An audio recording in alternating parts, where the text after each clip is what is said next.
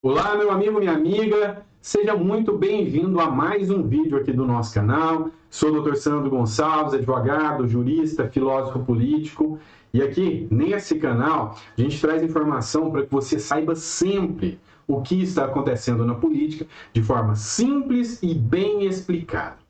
Aqui no Brasil a gente está vivendo momentos difíceis, momentos em que manifestantes estão na porta dos quartéis, enfrentando chuva, enfrentando sol, enfrentando vento forte, enfrentando doenças, enfrentando repressões, enfrentando uma mídia que a coloca em motivo de chacota o tempo todo, tenta descredibilizar os manifestantes.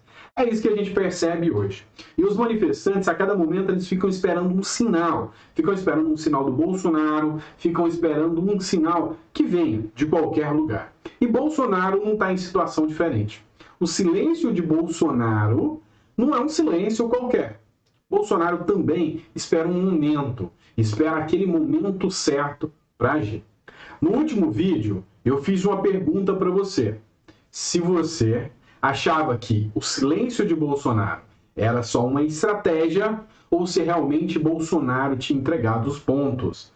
A grande parte ainda entende que o silêncio de Bolsonaro é interessante nessa hora e é importante nessa hora.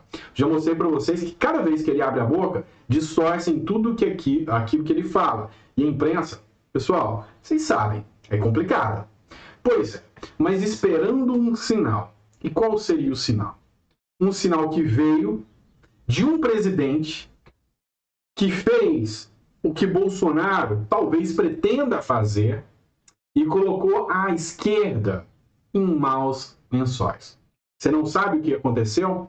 Pois é, aqui no Brasil muitas pessoas questionam as caixinhas brancas, acham que tem alguma coisa errada. Lá no Peru aconteceu algo bem parecido. O presidente eleito do Peru chama-se Pedro Castillo, tá? O Pedro Castillo, vulgo Castilhinho aqui pra gente, é um ex-sindicalista, professor primário de esquerda, mas não é qualquer esquerda não, é esquerda radical, amigo do Lula, aquela galera assim que tá na mesma linha. Pois é, ele já sofreu 3 processos de impeachment. E no último processo de impeachment aqui, agora, pasmem, o presidente do Peru anunciou o governo de exceção, dissolveu o Congresso e declarou estado de emergência. Vou fazer a leitura, a matéria é curta e depois eu concluo aqui para vocês. Pedro Castillo disse ainda que vai convocar novas eleições. Decretou o toque de recolher no país a partir das 22 horas. Essa matéria que eu trago para vocês é da Globo, tá? Mas calma, que vocês sabem que é uma estratégia minha utilizar mídias de esquerda para, às vezes, até desconstruir a narrativa aqui para você. Em pronunciamento na TV, Castillo, que sofre processo de impeachment, afirmou ter tomado a decisão para reestabelecer o Estado Democrático de Direito. Lá é estabelecer o Estado Democrático. Aqui no Brasil, a gente chama de lei, ordem garantida. Você sabe o que eu estou falando, né? Pois é.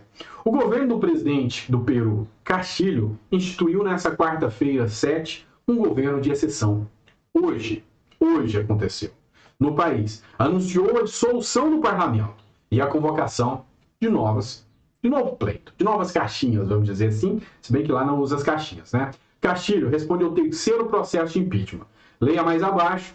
Em 1 ano e meio de poder, declarou ainda o estado de emergência e impôs um toque de recolher em todo o país. Logo após o anúncio, que ocorre horas antes do julgamento do impeachment, ministros de Castillo renunciaram e a oposição chama o ato de golpe.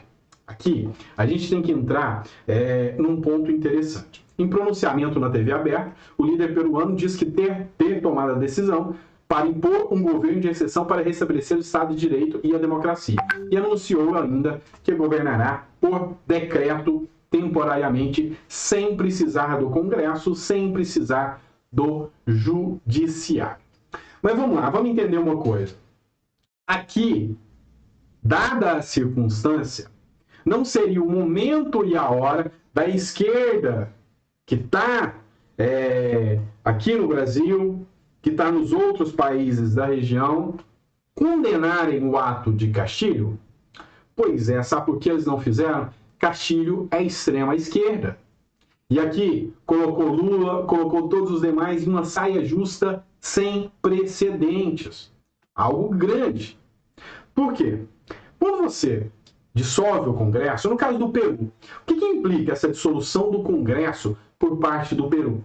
Vamos lá, do presidente do Peru, Pedro Castilho. Ele dissolve temporariamente o Congresso, ou seja, é meter o pé na bunda mesmo, é tocar para fora, é tirar a base da vassourada. Sai daqui, perdeu o mandato, eu não preciso mais de você. Ele instala um governo de emergência excepcional, ou seja, um governo de exceção, uma situação de exceção onde ele vai governar e vai governar na base do decreto. As leis agora são do Pedro Castilho. Se ele quiser implantar o aborto, uma canetada. Se ele quiser implementar a pena de morte, uma canetada e ponto. Não muda, beleza? Convocou eleições para um novo Congresso. Ele disse, quero novas pessoas. E nomeou que vai ter eleições para esse Congresso peruano. Pediu a elaboração de uma nova constituinte em até 9 meses. Gente, depois tem gente que fala que a gente não entende o que está dizendo. O que eu falei para vocês há uns 4 vídeos atrás sobre alguns pontos que o presidente pode tomar? Estabelecer a Assembleia Constituinte. Você assistiu esse vídeo? Se não assistiu, compensa você assistir, porque está tudo dentro disso aqui que eu estou explicando para vocês. Estabelecer esse governo temporário de exceção, ele impôs um toque de recolher entre 10 horas da noite e 4 da manhã. Quem for pego na rua é chibata, pau nele e cadeia, tá? Esse é o esse é o toque de recolher. Ele exigiu a devolução ao estado de armas ilegais. Ou seja, ele exigiu a devolução ao estado de armas ilegais sob pena de prisão. Ele mandou que toda a população que tem armas ilegais, mas o decreto é dele que vai definir o que é arma ilegal, mandou devolver para o Estado. Ele está desarmando a população. Vamos lá. Reorganizar o sistema judicial. Dissolveu o judiciário. Incluindo o Poder Judicial, o Ministério Público, a Junta Nacional de Justiça e o Tribunal Constitucional. Os ministros da Economia e Relações Exteriores renunciaram com a alegação de que a medida violava a Constituição do Peru. Tá? E ainda tem aqui, ó, decidir renunciar irrevogavelmente ao cargo de ministro das Relações Exteriores, dada a decisão do presidente Castilho de fechar o Congresso, violando a Constituição. Disse agora o ex-chanceler Carlos Landa. Tá?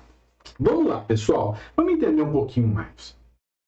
Tudo isso aqui que está acontecendo, esse momento ímpar da história política mundial, tá? Não estou falando que é Brasil, não. Estou falando que o mundo pirou, o mundo tá louco.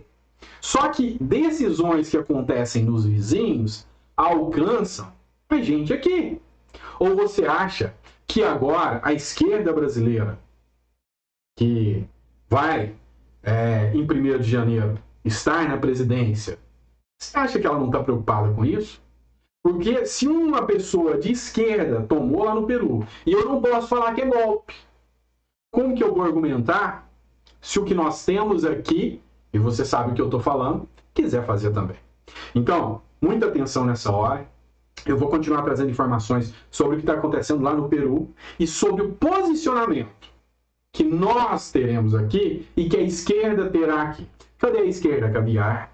Cadê o posicionamento que eles terão sobre essa decisão do presidente do Peru? A esquerda pode e a direita não? Lembra que eu estou repetindo muito uma frase aqui. Pau que dá em Chico, tem que bater em Francisco também. Correto? Gostou desse conteúdo? Compartilha para mais pessoas. Você concorda comigo? E aqui é a pergunta que eu vou deixar para você. Você concorda comigo que isso que aconteceu no Peru, nosso vizinho aqui, caiu como uma bomba nesse momento no colo do Lula? Ou não? Você acha que não tem nada a ver? O comentário é seu. Abraço.